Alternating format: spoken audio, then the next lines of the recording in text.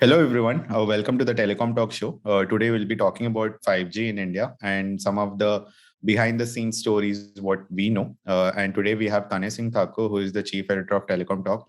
Welcome, Tane. Hi Tarun, what's up? How are you? All good, Tane. All good. So, Tane, what's happening around 5G? Okay, so Tarun, 5G in India, it's in a very complex state right now. It's as complex as BSNL's 4G. So there's no clarity around when it will launch, when the first 5G network will arrive in India. The government wants the telcos to work in a way that they can launch at least one 5G network in any part of the country they want to on 15th August 2022. Now that day holds a very important emotion for the country because it's our Independence Day. So the thing is the telcos are still in the trialing phase, and the telcos not expected, they actually wanted more time to conduct the trials because they want to develop more use cases, be more ready for whenever they are commercially launching 5G. But the issue is not just there. There are a lot more issues, such as whether India will go ahead with the 5G standard developed by the 3GPP, or will it be 5GI from the TSDSI. So the issue is there's no clarity on what will happen right now. So even the telcos don't know what to do. They are just testing currently with the 3GPP supported products, and there are no ready products for 5GI. So the testing cannot be done anyway. And if India does decide to go ahead with the 5G, that would just result in a very big mess, to be honest, because the smartphones would need to be tailored that way to support 5G, and it would increase the overall cost for manufacturing. So the smartphones might become more expensive than usual, and then they might not even support 5G connectivity in international networks when you're roaming internationally, because international networks are built on the 3GPP standard. So right now there was a report that India might go ahead, and there might be a collaboration or sort of a mixture of 5G and the 5G from 3GPP, but I still don't know how that would happen, and more time would clear some of that out for us.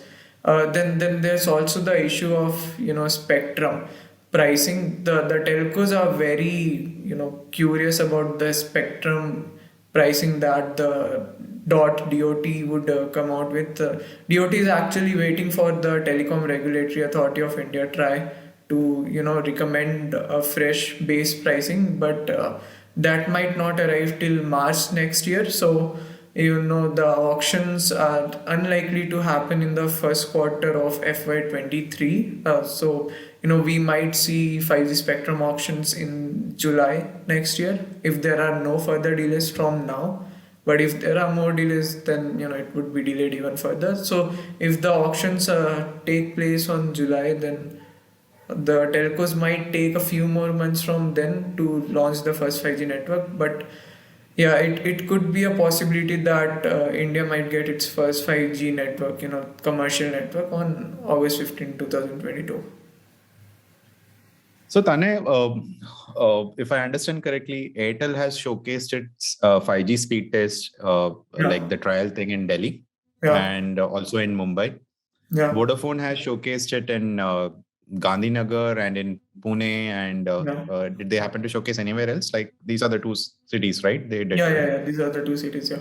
And and what about Geo? Like, did they happen to showcase? No, right? Like there is no like they didn't happen to showcase Yeah, yeah, anything yeah, as yeah, of yeah. now, right? Yeah, so as of lately, Geo is the operator who wants 5GA standard, if I understand correctly.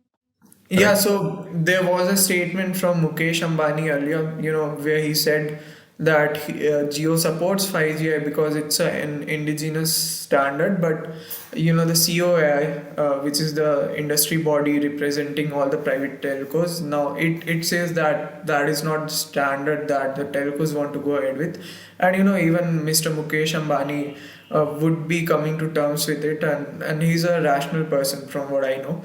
So I don't think he'll be like too blind to just follow 5G because it's an Indian standard. But GeoSmart, Geo knows what it is doing. And as of lately, Vodafone Idea and Bharti Airtel have been announcing the trial use cases that they've been developing around the 5G networks. But Geo has stayed very silent, which is sort of surprising and a little sad to see because Geo was the first one to make noise that India will get 5G around the second phase of 2022, the second half of 2022. Mukesh Ambani promised it. Now that did not happen. It's not surprising that it did not happen because there was no even spectrum auctions. The trials are not over. So yeah, Geo must be planning something big. I hope it is because if it doesn't, then that is a flop show from the company because there were lot of promises being made, and Vodafone Idea and Bharti Airtel have done excellent work. Vodafone Idea, we actually got to see live the use cases and the experience of 5G network, the power of it. So that was a great experience. Hopefully, Bharti Airtel is also doing the same things, and yeah. So just nothing from Geo yet. And Airtel has already showcased the cloud gaming capability. Some of the top gamers in India, Yeah. that they even mentioned that the ping was Mm-hmm. very less, and like Mm-hmm. gaming is altogether a different experience. And Yeah. even with Vodafone, they showcased some of the 5G use cases like over the period of Mm-hmm. time. That's also pretty amazing. And 5G has the bigger possibilities, right? When it comes to 4G, like when it comes to enterprise and when it comes to end users, like a lot of Mm-hmm. things are going to change, right? And I like, Mm-hmm. Yeah, so 4G as a technology, network technology was, meant for delivering faster speeds, but it was not meant for, changing the technology evolution. But 5G, when it arrives, in its full potential, it would enable things such as real-time machine-to-machine communication, real-time drone to separate I don't know machines communication. So drone deliveries, things such as that. Then smart healthcare. All of these are possibilities and already proven use cases of 5G trials from the Indian telcos.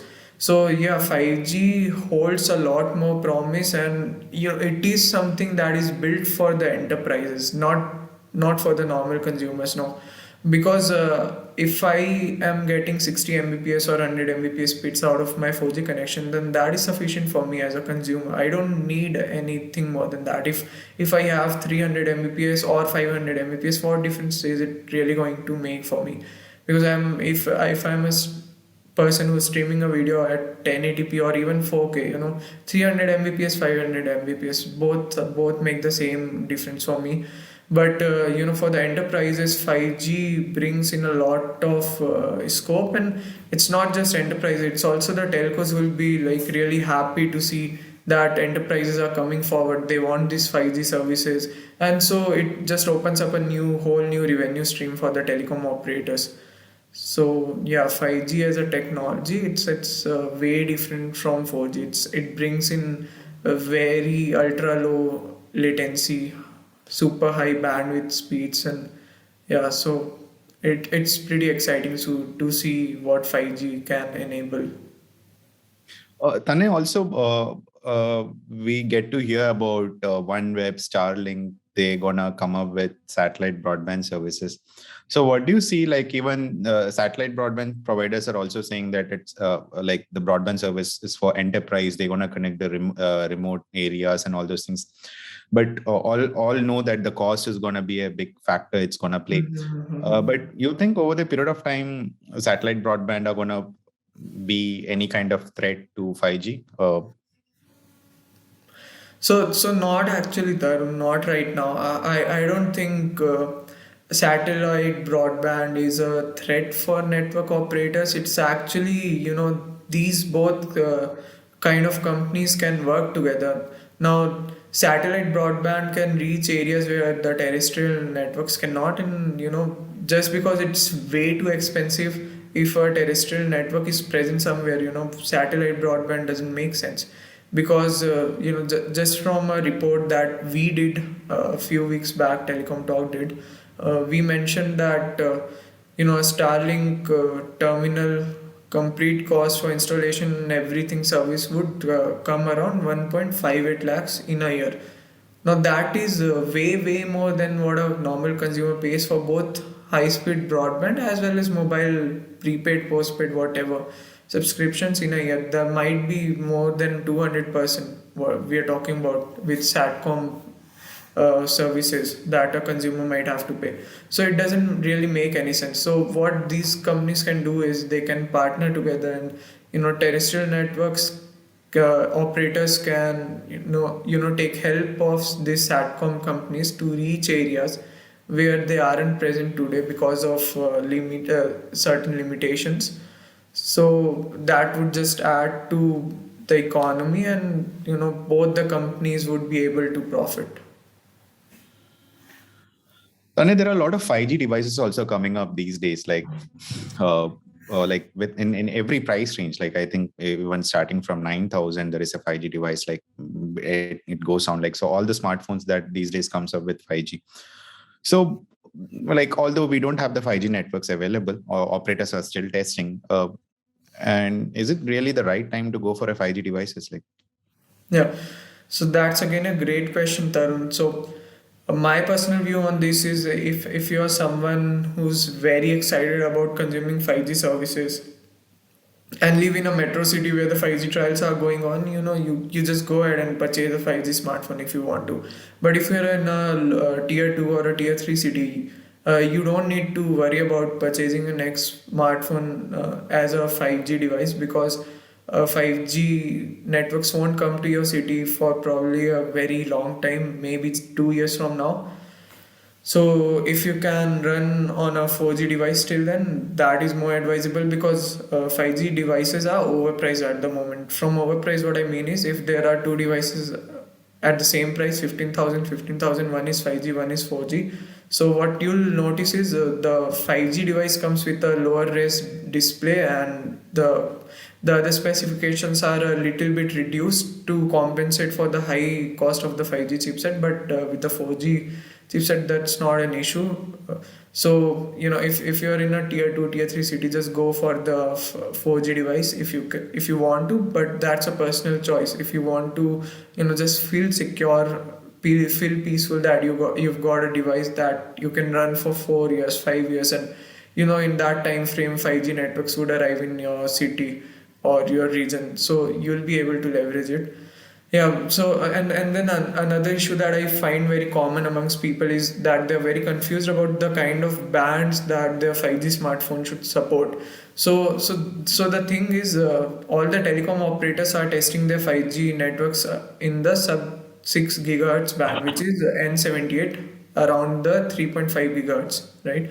So the thing is, all of these smartphones that are coming, they support N78 band. Even if it's a single band, such as OnePlus 9 Pro, I guess it supports a single band only. It is the N78 band. So you don't really need to worry about anything. You might not be able to experience the mmWave 5G, but even that is a very long shot for now. That still might take a lot of years for to launch.